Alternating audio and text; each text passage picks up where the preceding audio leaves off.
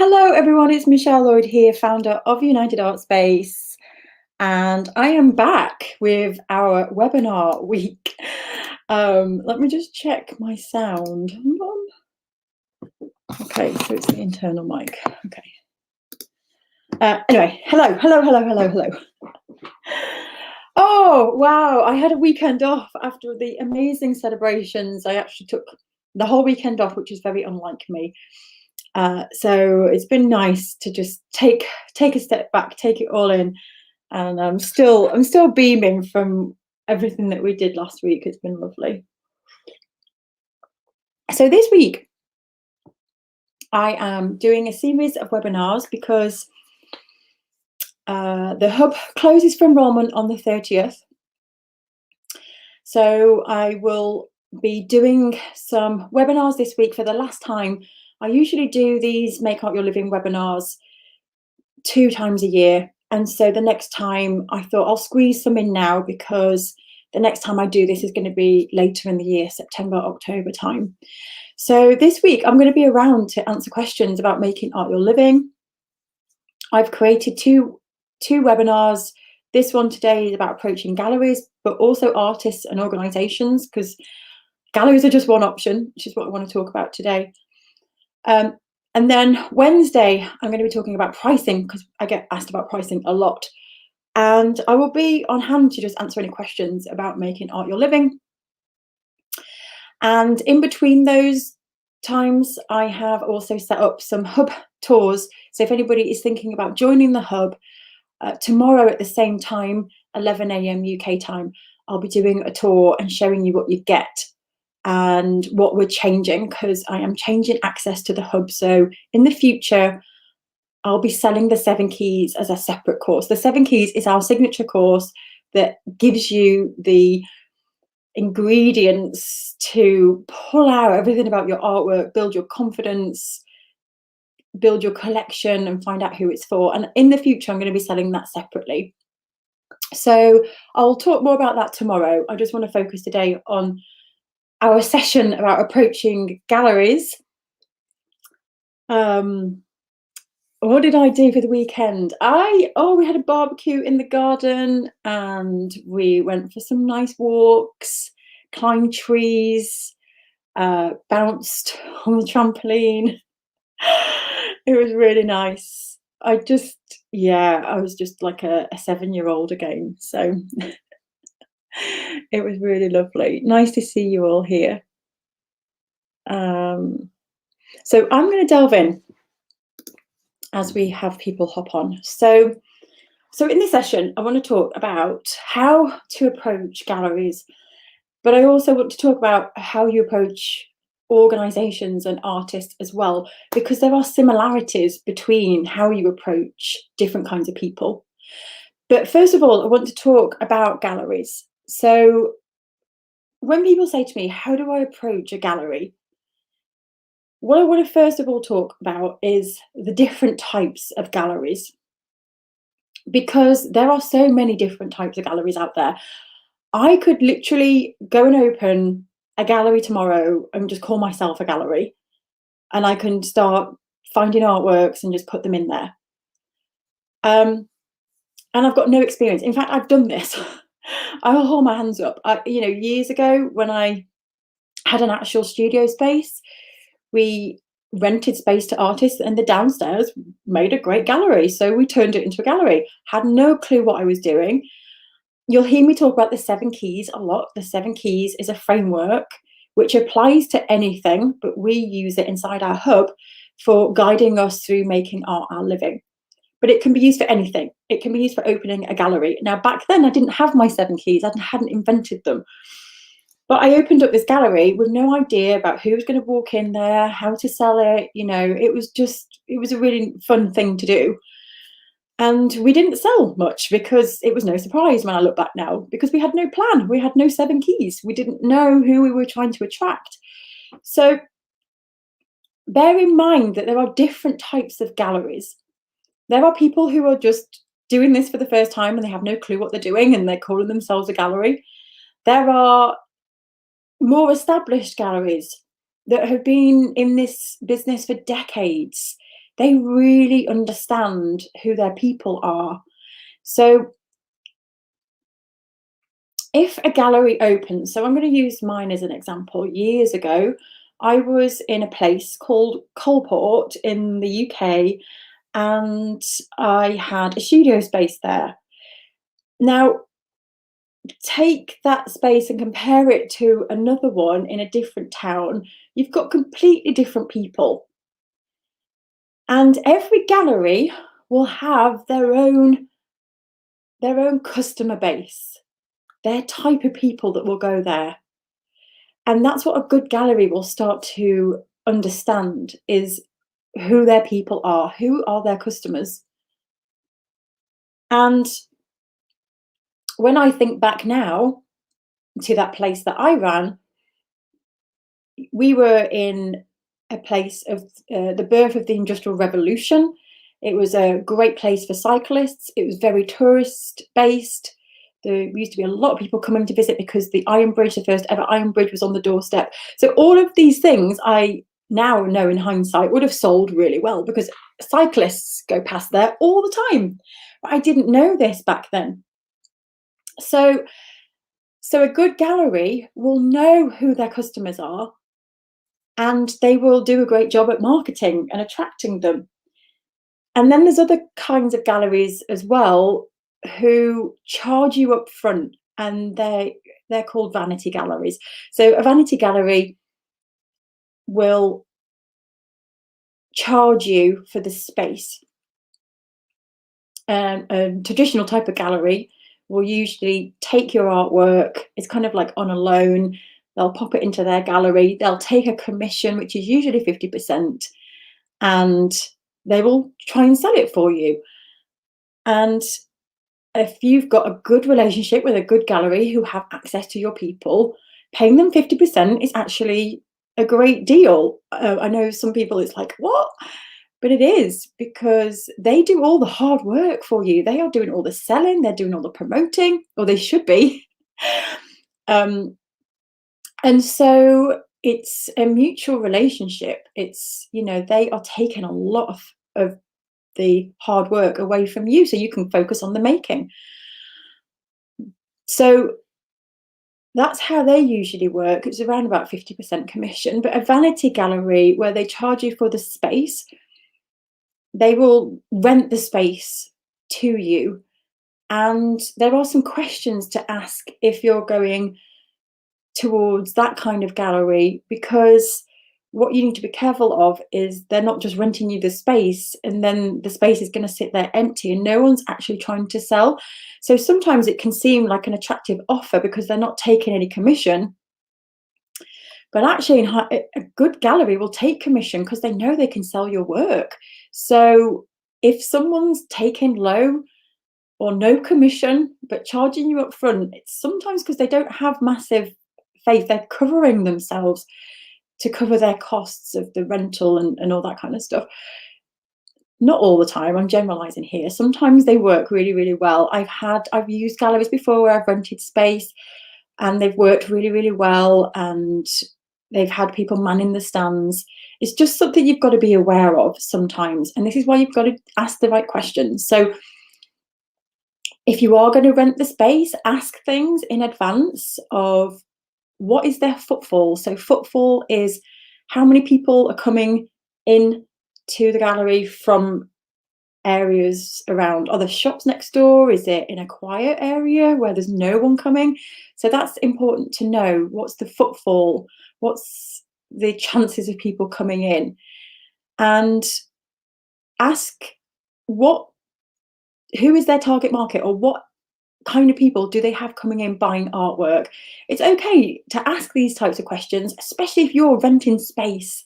If you're paying for space, take a notebook with these questions because you're paying. Like they're there to serve you. So you want to know, how many people do you expect to have walking through the door during the time that my work is in your gallery? What type of people buy artwork? What kind of prices are people paying? This is a really important one. So when we have different galleries It's a gallery. It's a gallery. And a gallery over here in Wales and a gallery over here in Coalport. I'm just using two places local to me. This one is a higher end gallery where people are spending £3,000 on an artwork. They don't really sell anything for less than £500 because they have that kind of customer that wants to invest. They trust the gallery owner. The gallery's been in this business for decades. They source established artworks from established artists, and it's higher end. They know it's quality. Now this gallery over here, they don't sell anything for over £500 because they're on a tourist track, and people are just nipping in, buying an artwork to take away from their holidays. And so different places have a different customer base and a different price range as well. And this goes for all shops, not just art shops or galleries.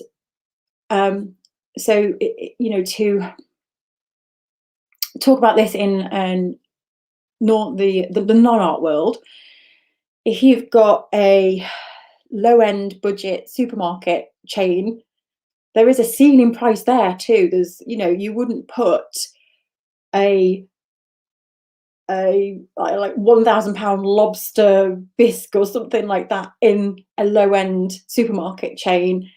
You would expect that in a high chain, and like that you wouldn't expect to have a tin of baked beans that are 3p or 3 cents or wherever you are. And it works the same with galleries as well. There are ranges, there are pockets of people.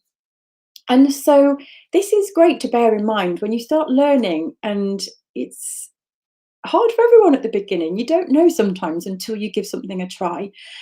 But a really good gallery will know their price range, they'll know what they can sell at, and they'll know who their people are. So quite often when you approach a gallery,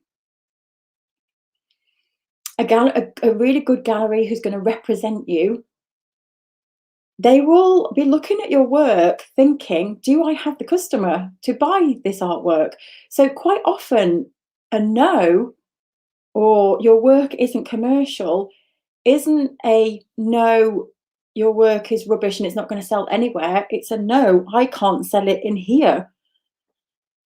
Because they will know their people, they'll know what type of artwork their customers want to buy. Now, sometimes a gallery will have kind of similar types of artwork, and they might be looking for a new type of artwork because they want to attract a new type of customer. So sometimes they might invest in a new artist thinking, this is a bit risky, I don't have the customer, but I feel like I believe in this artwork and I'm going to do a lot of marketing to try and bring in a new customer. So a good gallery who's going to represent you and sell your artwork, take commission, work as a relationship, is a different kind of approach to the one that I ran, where it's really informal. It was kind of just guessing. Let's put your work up. We'll see what happens. And so lots and lots of different galleries run in different ways. And this goes to the point of how to approach them, because every gallery owner is different. So there isn't one golden rule of this is how you approach a gallery. I'll give you some checklists in a minute of what it is great to have before you approach a gallery.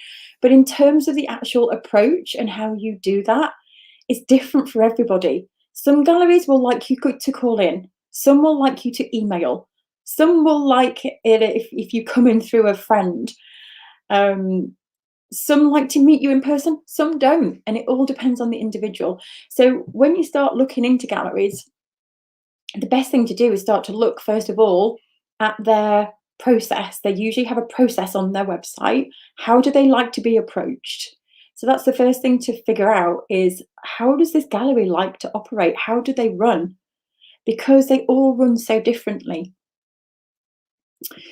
And then the best way to start to prepare yourself for approaching a gallery is becoming confident about speaking about your work and what your work is. And this is what we teach you inside the hub. So having this confidence and understanding the why behind your work and why it exists is really important. And don't let this put you off if you don't feel confident speaking, because I mean, we've worked with so many people inside the hub that had no clue why they made artwork and really felt panicked about speaking about their artwork, and in person especially. And now they're being represented. But it is one of the first things is to start to get comfortable with speaking about your artwork. That's one of the first steps. And also, if you are approaching a gallery who's going to represent you, what they will usually look for is some consistency in your artwork. Because a good gallery that will represent you understands who their customer is, and what they don't want to do is, say you're going to a gallery with a load of abstract seascapes that are really energetic and impasto and full of energy, lively, bright colours, and they go, great, yeah, we can represent you, yeah, would love to take you on. And they start selling your work, and they're like, oh, it's going really well, we're selling it. And then 2 months down the line, you go, oh, I'm really excited, I've changed my whole direction now. I'm not doing those seascapes anymore. I've decided to do these really intricate landscapes instead, and they're really fine detail. Look, aren't they great? And they'll go, no, we can't sell those. We don't have the customer for those. And so this is why a gallery is looking for that consistency in that thread, because they want to know when they invest in the space and the time to sell and promote you, that you're not just going to change completely in a different direction, and they won't be able to sell that anymore. So a good gallery is a real relationship. It's about them investing in you, and they will spend money on marketing. This is something to check as well, is whether the gallery does this. But a good gallery that takes commission, if they're taking 50% commission, you want to ask these kind of things like, what do you do to market my work? Are you producing flyers? Will I be on your website? Because that's what a good gallery will do. They'll invest in you because they believe in your work, and they believe in what you're doing, and they believe they have the customer base to sell to. So, and that's what a good gallery will have as well, is a good customer base. So if you've got a gallery that has access to your people, who's confident that they can sell, giving them 50% commission is can be a no-brainer. And so having this confidence in your work, being able to articulate your work, why it exists, having some consistency as well. If there's other galleries that take different types of work, it's usually because they're not sure what will sell, and sometimes they're going to test out what sells. And there's nothing wrong with that. Sometimes you could put a few different pieces in, see what works, and then you replenish more of what does sell. But with any gallery, it's about just getting to know them and building relationships. So before you approach any gallery, do your homework, research them, and look into, do they have open exhibitions? Who else is represented by them? What do they sell? Where are the red dots? What's their price range? Start to just understand what they're doing, and follow them on social media. Sign up to their newsletter. You want to really be in their world and really get to know them. So I would say start finding a few galleries that you like the look of, and it's best to start local, but sometimes you might not have them on your doorstep. So go a little bit further afield and look, and then start to follow them, engage with them. And you can follow the other artists as well that are represented in a gallery that you might have like the look of, and you can start to network with them as well. So really easy to do on social media today without having to actually go there in person. And then when you are ready to approach, follow the guidelines. But usually, if you've built some kind of relationship first as well, when you do send in whatever it is, whether you're going in person or you're emailing, put put something together that shows that, I've been following you for a while now. I've noticed that you represented this artist, really love their work. Just approach it with conversation that shows that you're not just going, hey, will you take my work? Include some written material in the email to say, hey, I've been following you. I noticed that you've got this coming up. And then share about your why. Help them connect with your artwork. So important. Sharon said this when she was applying for galleries, that she applied to the same gallery 3 years in a row and they kept rejecting her. And when Sharon asked for feedback, Mary, who ran the gallery, said, I just don't like your faces. They're ceramic figurative sculptures. And she said, and if I don't like them, I can't sell them. And it was really helpful feedback, although it hurt her a little bit at the time, because Sharon took that away and thought, actually, yeah, I don't like them. And she kind of worked on her faces for a long time. So she didn't change her artwork to fit there. She just developed it further, if that makes sense. Because the worst thing you can do, I think, is change yourself to fit a gallery. Your why and your passion and your drive to make art is the most important thing.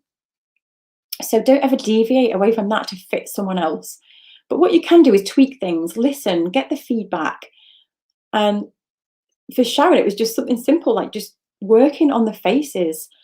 And it really worked and paid off because the gallery ended up representing her. And that no was no for 3 years running. And now she's got a really good relationship with that gallery. And they sell a lot of her artwork as well. So one thing to note here, though, is that a gallery is great because if they're a good gallery, people are going there to look for artwork, to buy artwork. So that's why galleries are a great option, because people are going with the intention usually to buy. They are interested in art. So you've got a real, what we call in the marketing world, a warm audience. They're kind of ready. They're looking and searching. But that being said, galleries are not the only option. Nowadays, you have the potential to sell yourself. And everything that I'm sharing here can apply to other organizations and other artists as well. So be mindful of looking at galleries as one option. But when you start to learn more about your work and your why, which is what we're teaching inside the hub, and you start to notice connections that link people to your work, when you start to really hone in on this, like, why does my work connect with people who would be interested in what I'm doing? What you'll start to notice is you'll start to notice galleries, but you'll start to notice other people that you can collaborate with, other organizations that might have access to your people, that are non-traditional art route, that notice you. And we have found inside our hub membership, lots of people now making connections with other people, using all the same principles here that I've shared about doing your homework, looking into these organizations, following them, build relationship, and then have a conversation to say, this is what I do. I notice that we've got these similarities. I would love to work with you in some way, come up with some ideas. And our members inside the hub have started to have real big impact and success with this, because they've started to get in front of their people and they've started to sell themselves. So galleries are great. And I know lots of people that have massive success selling through galleries alone. Um, but just be mindful that there are so many other ways of selling art and getting in front of people. And people are hungry, especially non-artists or companies, organizations, hungry to collaborate with artists, to add variety to their newsletters or to their companies, and to show that they're supporting the arts and things like that. So just remember that there are other ways, not just galleries, because I remember when I first graduated, I just thought, yeah, it's the obvious route, isn't it? A gallery. But it isn't nowadays. There are so many more ways that you can sell your artwork and get in front of people.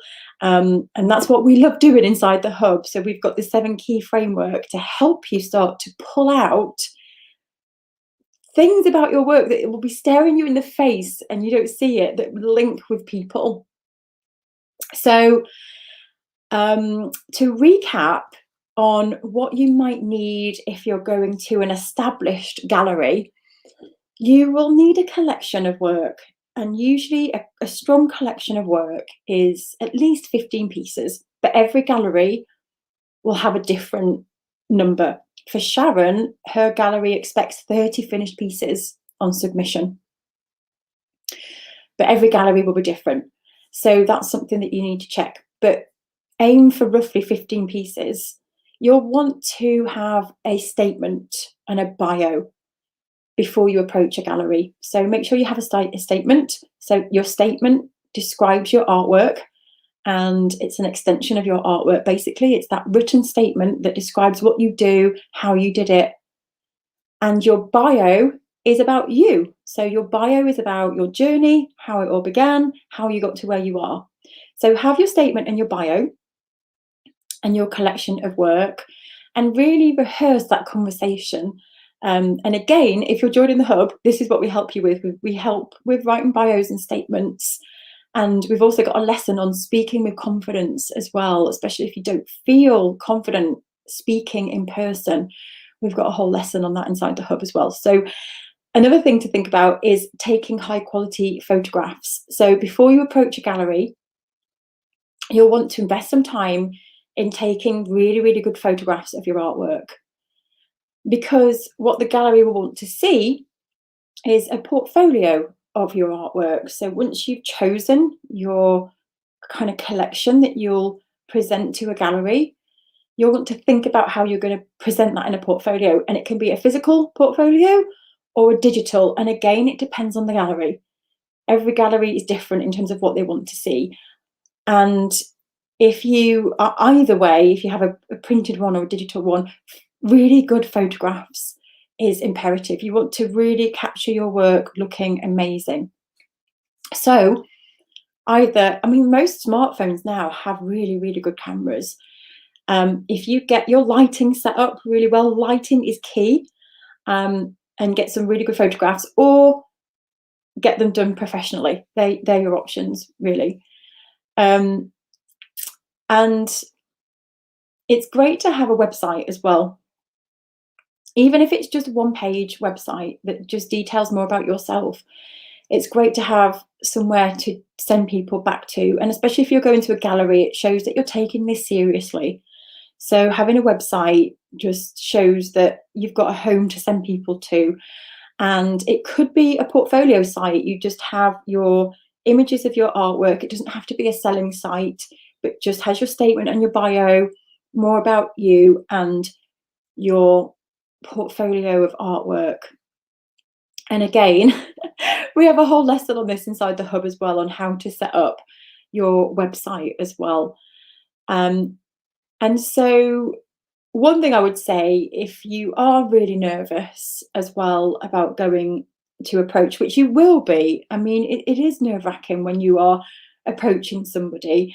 If you've got to actually go in and speak to them, one big tip that I recommend is visualizing yourself beforehand. So what I've done in the past is, before a big meeting or something terrifying, I've had a presentation. I remember I had to do a big presentation.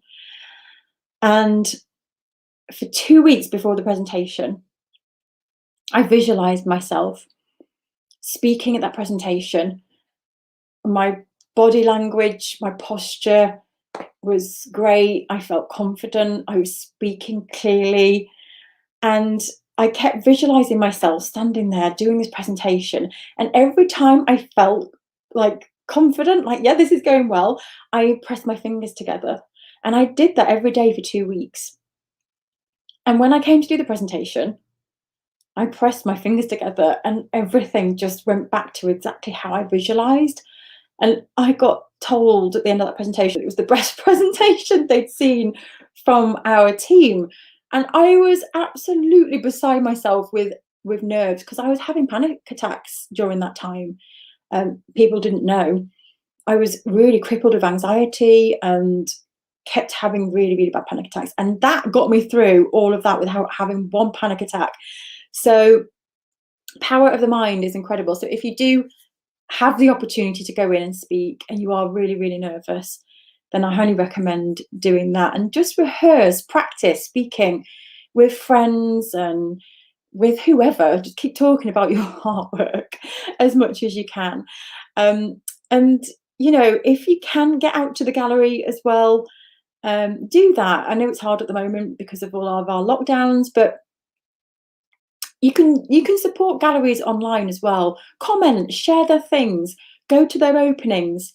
It really does go a long way when you actually build a relationship, and especially if you can get to know other artists as well, who are in there. That's also great because a lot of gallery owners have said in the past that a lot of the time they do take people from referral. If somebody comes in and says, "Oh, I've seen this artist, I think you should check them out," they're like more likely to check them out. But of course, that isn't the only way because they're all so, so different. Um, okay, I think I've covered everything. Um, and yeah, just to add as well that rejection is inevitable. You are going to have no's. That's just the way it is. It's just going to happen because a lot of the time, as I said at the beginning, people aren't looking at your work all the time in terms of how good or bad it is. They're looking at it in terms of, do I have the customers to sell to? Can I sell this? Do I have the customer base? If I don't have the customer base, I'm going to have to invest in a lot in marketing and I'm going to have to attract a new kind of customer. And that's risky to a gallery. So if they're confident that they have the people, then they'll take you on. But if they're not, sometimes it's too risky because for a gallery, when they pop your work there, it's space that they're usually getting money for. So if they know that they can sell something in that wall space that's there for a week and then they take it down because they've sold it, that's how a gallery works. It's all about how that space works and how much money that wall space is bringing back. They've got to do that to cover their overheads and to make money. So a lot of the time, remember that it's not directly about your work, it's whether they have the people. And on the flip side to that as well, people that just take the work, but they're never going to sell it because they're not actively selling. It's a complete waste of time, your artwork being there. Although if it's at the beginning stages, it's quite nice, isn't it, to have your work in a gallery, even if you're not making the sale. I remember doing that at the beginning. It was nice just to have my work and I put it on my CV. It felt really good, and I don't think there's anything wrong with that. And then you'll learn as you go that, okay, my people aren't there. Just remember that if you don't make the sales, it's because either there was nobody there selling or your people weren't there. Or maybe there was just something off with the pricing. Were the price points right for the place? There's lots of questions to ask. And again, this is what we help with inside the hub. When things don't work, don't always just assume that it's because you're rubbish. There's sometimes something just a little bit off. It could be the connection. Maybe the connection isn't quite there, the way you're talking about your work. Maybe the pricing was a bit off of the place. And that doesn't mean you slash your prices. It means that you maybe put something smaller in there or something bigger. So it's learning how to adjust and react and tweak things as well. So I hope that's made you realise as well that galleries are just one option.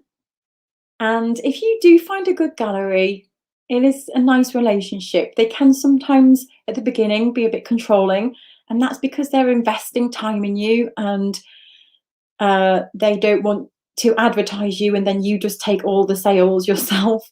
So sometimes they can be a little bit strict and they have boundaries about what you can sell and what they can sell. But if you can just get all of that out on the table and build a really nice relationship like Sharon has with her galleries. So her galleries will have a certain type of artwork that she will put exclusively into this gallery here. And then she will have different types of artwork that she sells herself. So there's a difference between them. And they're the ones that she'll sell on her social media and she'll sell elsewhere. And if somebody inquires about one of the bigger pieces that she has in the gallery, she always points them back to the gallery out of mutual respect for the gallery. So, and that goes back to the point as well of keeping your pricing consistent. So if your pricing is £1,000, dollars, euros in the gallery, it has to be £1,000 if you're selling the same piece of artwork yourself. Has to be consistent. So let me go back and see if you've got any questions. Happy Monday, everybody. Lovely to see you all here. Oh, Colin, thank you for asking about Morgan. She has gone 10 days without being sick. Oh, this is my daughter, if you don't know. She's been really poorly for the last 10 weeks and she's gone the longest without any pains or sickness. So we're just keeping everything crossed. Thank you for asking. Oh,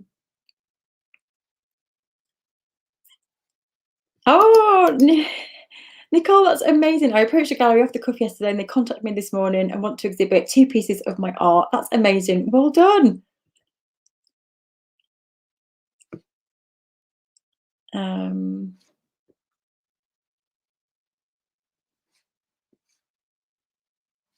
Let me see. Hello, everyone. There's so many comments here. It's amazing to see you all here. Cynthia, I finished my first commissioned oil painting. It's huge, huge accomplishment for me. I'll show you some time when you have a minute. Oh, I'm so relieved to finally be done. Wow. A year and 7 months. Now I feel like I want to work on whatever I want. Oh, that's an amazing accomplishment. Well done. Mac, hello. Do galleries charge different rates for the positioning of your art, e.g. in the window, by the door, or at the back? Yes, some of them do.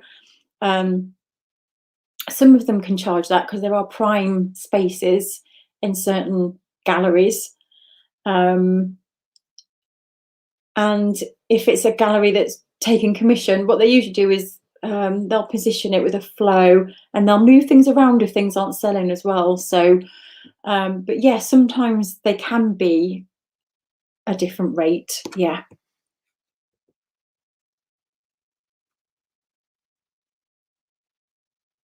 Yeah, Sarah, they do. And they have to, don't they? And I think it goes back to, yeah, I think some galleries, like Mary, who's representing Sharon, she said, I can't sell your work if I don't like it.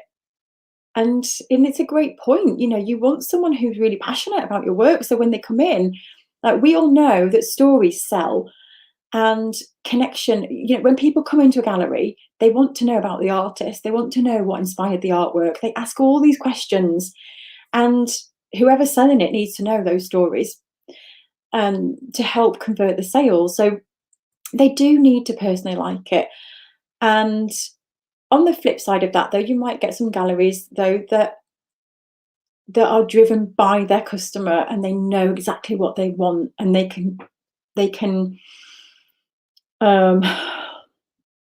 jump into the sales mindset. You know, some people can sell anything, can't they? And if they are that type of person where they can sell and they've got the stories and they've got it, and they don't particularly like it that much, but they know their customers will love it. Again, it's all down to different kinds of people that are running these places. So yeah.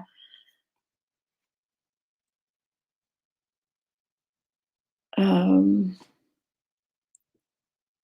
oh, hey Sophia, I found it really helpful and time saving by researching the galleries to see if my work will fit with them for the clientele on their books. Been successful with the two so far. Yeah, doing your homework, finding out first of all who else they represent, can give you a really good sense as well about whether you feel your work would fit. And sometimes you might actually get a yes from a gallery and think, oh, I don't get a good feeling about this. So it's okay for you to turn it down as well. But yeah, that's great advice. Do the homework. And I have read somewhere from a gallery owner once, though, saying, oh, it's so tricky, isn't it? This is why it's so hard being an artist. Saying that sometimes they want fresh artwork and completely different artwork, so not always to judge. But I think, Sophia, you're definitely right, because when you do that homework, it can take a lot of time applying for galleries. So you are sieving and saving yourself a lot of time, I think, if you do that. But there is a place as well sometimes for, if you are struggling with finding a lot of rejections, to just go all out there and approach people that maybe you didn't feel it would fit. Maybe they're looking for a different type of artist. So, and you can even say that when you approach them. You can say, I know you don't have artwork like mine, but I wondered if, you wanted to branch out, or we're looking for something a bit different. So yeah, great advice. Thank you, Sophia. What do I do if my paintings are all under £100? I think this is the reason I haven't been thought about galleries. Are there galleries that would take paintings at a cheaper price? Yeah, there are. So you have to do your homework again. So before you look at a gallery, just check the pricing, because yeah, if they are under £100, a lot of galleries might not be able to sell them. So that was another thing with Sharon. When she finally got represented, they said to Sharon, Mary said, I like your faces now, but we need to put your prices up because I can't sell your artwork this cheaply. So her prices went up. I think, I can't remember how much by, but it was a significant amount. It was like much more than the commission they were taking, because this lady has access to people that want to spend a lot more. So you do have to look at the pricing. If they're all under £100, bear that in mind when you're looking, because you will get the no's if they don't sell anything under £100. Yeah. Hey Vanessa, is it a good idea to get an art agent in order to narrow the galleries to find those that will suit your art? There's pros and cons to an agent. So and it goes back again to, there's lots of different agents. If you can find a really good agent that understands your work and has access to people, they can take a lot of the legwork out. And so there's no harm in approaching an agent. And if anyone's sitting here thinking, I don't know what an agent is basically like the person that sits in between you and the person that's going to buy your art or the gallery. You might have an art agent that works with you to secure commissions, for example, or I used to work with agents back in the day when I worked in a design studio. We used to get agents in to bring us artwork, and we would sit with books and just scroll through artworks, and we would decide which artworks to buy. So we would never go to the artwork direct. We'd go through the agent, because they'd bring us bulk artworks for us to look at. So agents are those people that have contacts of people that want artwork, basically. And so, yes, if you can find a good agent that represents you, the downside is they will take another cut. So you've got another layer of commission that you're sharing. That's the downside. So, but they take a lot of legwork away, and if they represent you properly, they will keep your income flowing as well with commissions. So it's definitely an option to look at and apply to see. And if you can get a good relationship going with somebody, it's an option, I would say. Yeah. I have looked at 2 galleries with no info as an artist of how to approach. What would you recommend doing? I would look at the other artists who are being represented there. I would get to know them. I would follow them on social media. I'd follow the gallery, and I'd get a feel first for what art they're showing. And I'd show up on their social media and make comments. And I'd even maybe reach out then to the artists after, I've got to know them a little bit on social media, and I'd say, hey, I see that you're in this gallery, would love to know how you were represented by them. And the worst thing they can do is go, oh, mind your own business. So I would ask them, and then you can actually, once you've got a sense of the gallery, you could just email them or drop in and say, I really, really love your gallery.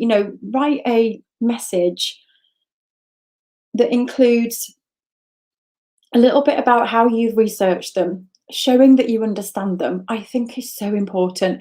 If you're applying for somewhere, show that. Say, hey, I see that you're doing this, or I love that you did this recently. Just drop it in, because it shows that you're not there to just take.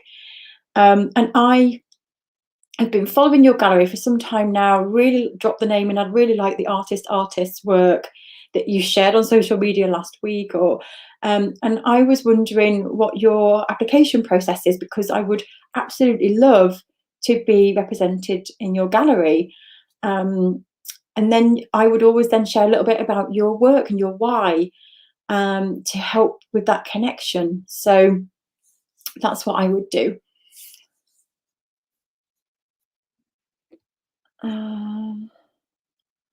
Hello, Angie. They do differ. I'm the gallery with whom I show regularly, who charges 40% commission. I'm showing a painting in a smaller gallery as a one-off, and they're charging even less. Yeah, they do differ. And what you've got to ask sometimes with the people that are charging less is just check, are they actively trying to sell your artwork? Do they have somebody manning the gallery? What are they doing to sell? Are they marketing their gallery? So just ask all those questions. But like I said before, though, if you're at the very beginning stages, so it's just great sometimes to be in a gallery and just have that confidence boost that your artwork is out there. There is nothing wrong with that. And having it on your social media and being proud and showing it up on the wall. So, yes. Yeah, they do. Yeah, they need to know your why. This is so important, and it goes back to the podcast episodes of whenever you're approaching, building that connection with people, the why, your story, is the thing that is going to connect. Sometimes a gallery will look at your artwork and know instantly, yeah, oh gosh, I've got a customer for this. But when you go in to chat, that's when you pull that connection out with people. And it's the same with organizations as well. If you can build that connection when you first have that conversation, it stays in people's minds. You'll have experienced this yourself. When you hear a story and you're actually emotionally connected to something, it stays with you. And stories are really powerful, and they don't have to be life-changing stories. But yeah, it does make a massive difference. Hello, Will. Recently, I asked about getting your artwork into exhibitions when you're a beginner. I have aspirations of self-curating a local exhibition to help establish contacts as well as promote my own artwork. Do you think galleries might be interested if I were to invite them to promote some of their artists? First of all, yes, and I think if you ever did something like that, invite galleries as well. So if you put on a solo show, always invite local galleries to come and see your show, first of all. And then do you think galleries might be interested if I were to invite them to promote some of their artists? Yeah, it's if you wanted to collaborate in that way, it's quite a good idea. Again, when you construct your email, you can say, I have this idea, I'm thinking of creating a solo show, and I wondered whether you would want to feature some of your artists there as well, so I could make it a collaboration because I really love what you do. Yeah, there's no harm in saying that. Um,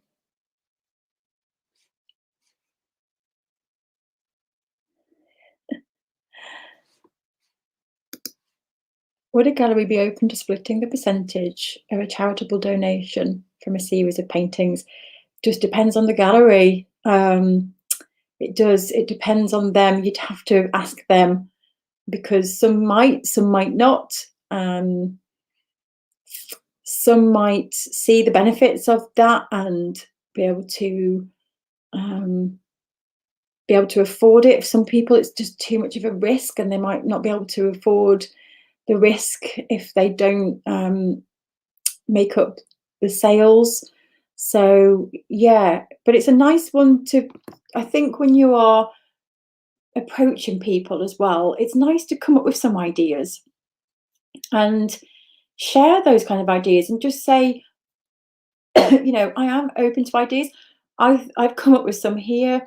If they don't, if you're not connected to these ideas, totally fine. Just thought I would throw some out there, but really open to your ideas too. And you can always just say it in that way, so that it's an open dialogue rather than um, assuming and then they can just say, actually, that idea is okay, but why don't we try this? So um, what if I only have prints to display and no original pieces, as I seem to sell everything I'm creating? Oh, Nish, it's a good problem to have, isn't it? Would that be an issue, or would galleries want original pieces? Again, it depends on the gallery. Some galleries just sell prints really well because of the demographic. So, uh, I know a gallery in our local area. They don't sell that many originals, but they sell tons of prints. They're in quite a touristy place, but they like having the originals on the wall to show it's like the price comparison. So when you've got the original there, the prints seem like a bargain. Um, but if your originals are selling that quickly, this is something else that's very attractive to a gallery. If they know that you're selling already, then they know your work sells. So that's something else sometimes galleries want to know, is if you're selling. It's not always the deal breaker, but if you were going to a gallery, you could take your prints as examples and say, I literally sell everything as I make it. And they can then see from the prints, and they might represent you, but say, you need to come back with 15 original pieces. We can only sell you originals. It's a conversation to have again with the gallery. They might just be able to sell the prints, but they might take you on, having seen your prints and all the red dots on every single original, and say, yeah, come back when you've got your original pieces, and then you can work on a collection that's just for the gallery and stop selling them. Yeah, that's something to consider. What if their prices are way above what you charge? If they're in your area, display paintings similar to yours, but their prices are much higher. So if they're in your area, display paintings similar to yours, but their prices are much higher. So what you'd have to do, if they were much, much higher, what they don't want to do is they don't want to undercut the artists that they've got in there already. So they can't bring in a load of paintings that are way, way cheaper, because it would cannibalize every other artist that they're representing. So that's why usually a gallery has a range, because otherwise then people might just go in and buy all the cheaper stuff. So they won't have a massive price difference. Some do. If they can, if there's like bigger pieces, but if they're kind of on a par and they're similar, then usually they'll be around the same price point. But again, it's a conversation to have with the gallery, because they might suggest that you produce, they might be able to work with you and say that your prices need to go up, or they might say, Um, if you produce something on a bigger scale, then we could fit your work into our price point. It depends what the price difference is as well, because sometimes you feel like it's much higher, but if it's only, I don't want to say only flippantly, but if it was like £300 difference, that might not impact them as much as if it's like £1,000 difference. It's all relative, isn't it? So the only way is to go in and chat with the gallery, and they might come up with a solution. Yeah.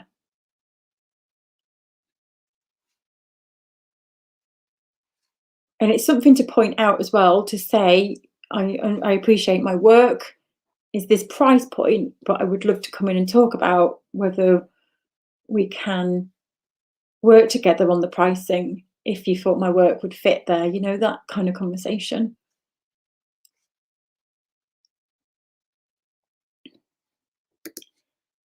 Do most galleries require you to take work off sale on your personal website while you have an exhibition? So,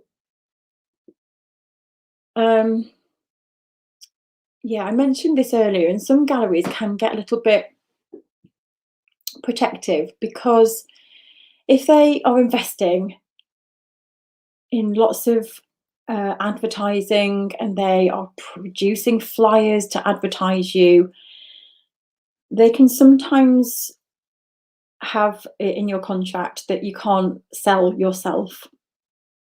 So you want to check this out. But what I've found is, if you can come up with some common ground and trust, after time, they usually loosen up a little bit. And when they begin to trust you, and like Sharon has sent people over to the gallery and said, that I've sent someone over your way because they're inquiring about something that came from you, and that's only fair. And once that starts to happen, then Sharon's able to sell now what she likes. Well, not what she likes. She still has exclusive things that are in the gallery, but she's got much more flexibility now to sell stuff herself and sell things elsewhere. But that's something that you need to agree with the gallery, that I will have my website, and certain pieces that are in your gallery, I will point them to you. And then I've got these things that I'm selling myself. And so it's a conversation to just have, just to make sure that you're happy and the gallery's happy. And don't be afraid to negotiate that, I think. So if they demand that you just take everything down, you can just say that this is my livelihood and I can't rely on just your sales alone. So I do need to have my website, and I need to have another revenue stream coming in. And if you're just saying it in a way that's just, this is, I'd love to find a way that we can come up with this together so it works for both of us. So don't be afraid to go back and say that as well, rather than just accept what the gallery says because you're desperate to get in there. I'm not saying you're desperate to get in there, Lucy. I'm just talking generally. That there's definitely room to just have a conversation about what you will do and what the gallery will do.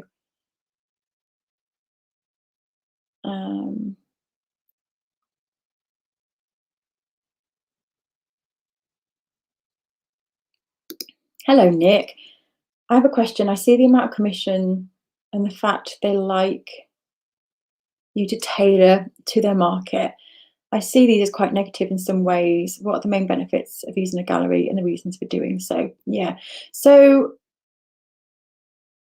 the benefits are, if you've got a gallery that has access to your people, then they do all the marketing, they do all the selling, they do all the paperwork, they do all the hanging, they deal with following up on customer service and making sure the customer's happy. They take all of that away.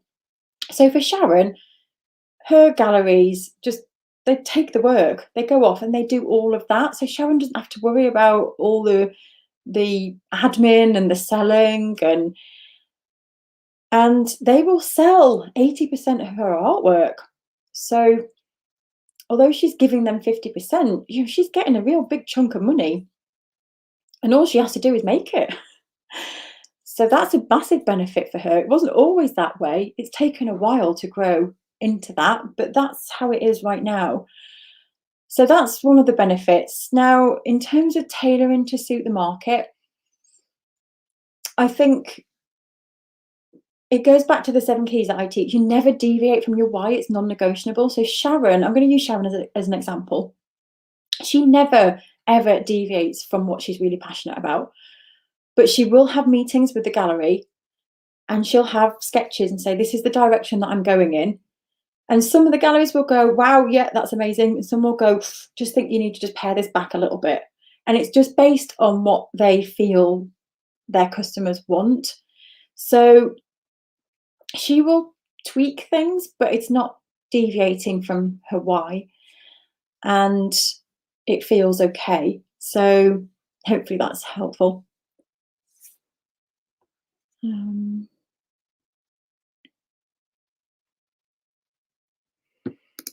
Is it good to have them all the same consistency, size, price? Pricing to be consistent, but sizes don't have to be consistent.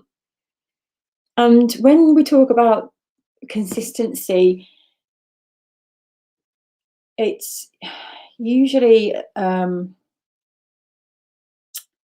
terms of the thread, and this is a whole other session, but this is what we teach inside the hub. It's about this work being brought together by something. It doesn't have to necessarily be all the same subject matter. So there can be variation in size, but again, you want to speak to the gallery about that as well, because if you just turn up with a big 3 meter by 3 meter, they might not have the customers who are going to buy huge scale, because that's a different type of market. So it's when you find a gallery, it's good to talk about that with them, about in terms of sizing and what's the biggest size that I can go. And for some, they just want big, huge pieces. So hopefully that helps. I know it's vague. Oh.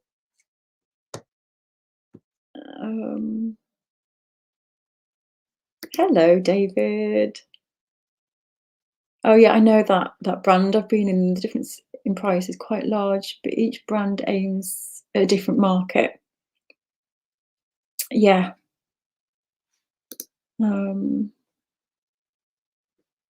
So Nish got his digital copies for his portfolio done professionally, and it doesn't cost a lot, and it's so worth it because it gives you that professionalism. Oh, Paula, thank you.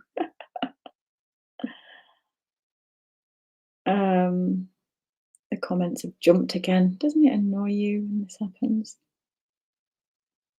Yeah, a hub gallery. It's on my to-do list. I'm actually in talks with Artwork Archive about how we could do it. I'd love to get a member gallery, but it's a huge job. Oh yes, becoming a detective and posing as an art buyer and researching galleries. Yes.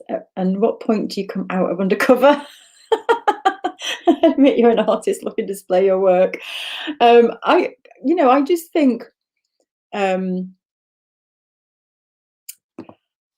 think do that. Just research it. Go out there and look as though you're a buyer, and then it's not like you're lying. It's just that you're just not sharing yet that you're an artist. So I've done this loads of times. I've gone and yeah, I've gone as a buyer with my buyer head on, going and just asking questions, and so there'd be no harm then just going afterwards saying, I'm an artist. I would absolutely love to be in this gallery, and it's just that you just weave it in, and I think it's just whenever you feel ready.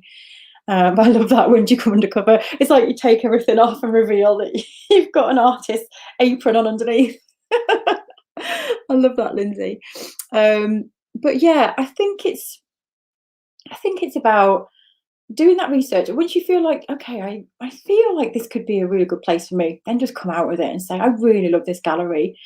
I'd love to know more about how I could be represented, and would you ever be interested in me coming in, or could I, what's the process, and just dropping it in that way. I know I make it sound easy, and I know it's terrifying.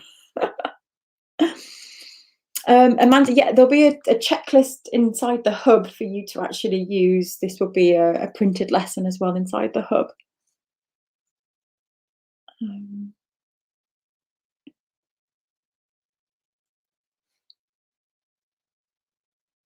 just seeing if there's anything else. If I've missed anything, I will come and check the comments. Um, so yeah, do they expect it? Some do want it framed, yeah, some do.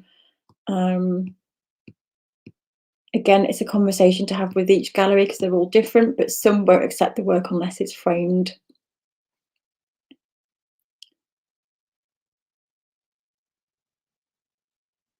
What do you do if you email and don't get a reply? I would follow up. So I would leave it. Sometimes they end up in junk folders. Gosh, I send so many emails and they end up in junk. And so I would leave it a week or two, and then I would email them back saying I emailed, just following up to make sure you got it. I know some emails end up in junk. And then you could reach out to them on social media, just saying I sent an email, just wondering if you received it. But yeah, always follow up because emails go missing.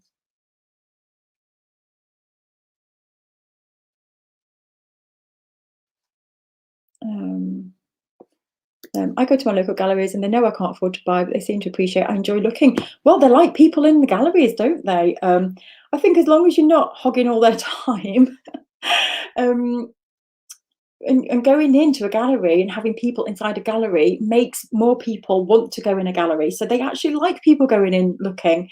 And like I say, as long as you're not just I'm not directing this at you, David, I'm just speaking generally here, hogging their time because they, know that you're never going to buy and they want to serve people. I think they like it, yeah.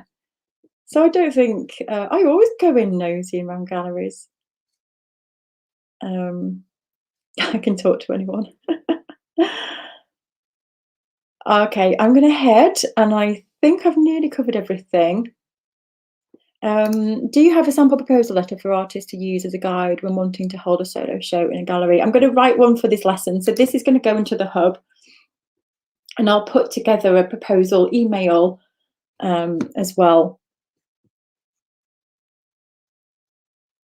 Wonderful. Okay, I'm just quickly checking before I go that I haven't missed anything. Is it a good idea to approach local businesses? Absolutely, yes. Well, this is what we do inside the hub is start to make, you'll start to make a list of these places. Susie, I'm sure you've joined the hub. I might be wrong. But yes, inside the hub, this is what we start to do is help you start to pull out those connections from why you make it, what you're making, and you'll compile a mind map of who potential customers, potential companies, organizations, and then you'll have power hours where you connect with them. So yes, yeah, but absolutely, just keep reaching out to people. The more visible you are,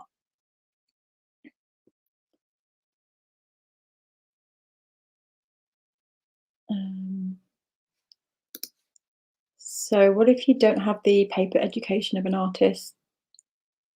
Some galleries don't want qualifications, some galleries do. If you're an artist and you have a really good collection of work and you have worked through the 7 keys and you've got, you've pulled out your why, your statement, your bio, I think that goes a long way. And they can see that you know how to, use visual language and you are a great artist, then sometimes they don't need the qualifications. That goes a much longer way than someone being qualified. So sometimes they want the qualifications because it shows that level of they've been educated at that level.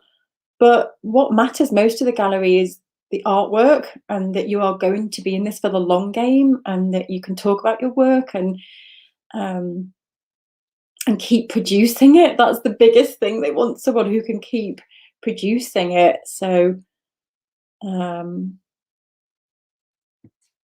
hello, Lanson. If I'm becoming a member of the hub, will I get access to historical talks, workshops, tools. Yes, you do. You get access to all of this in our archive. We've got an archive of all talks and lessons and a roadmap to take you from beginner to established. So yes, you get access. And it's the last time I'm giving access through the hub this way, because we are selling the 7 keys separately in the future. We're going to change the whole experience of this going forward. So this is the last time you can actually access all of this stuff inside the hub. So yes. Okay, I think I've covered everything. You've got 5 pages of notes, Karen. Amazing. Okay, I'm going to check the comments afterwards. But if anybody wants to join the hub, the link is at the top. It closes for enrollment on Friday. I'll be back tomorrow to do a tour of the hub and show you what you get when you join. It is amazing, I have to say. I love it. And then on Wednesday, I'm going to do a whole session on pricing. So I'll do pricing, and then there's some other stuff towards the end of the week, but I don't want to overwhelm you with that right now. So have a great day, everybody, and I will see you all soon. Take care. Bye-bye.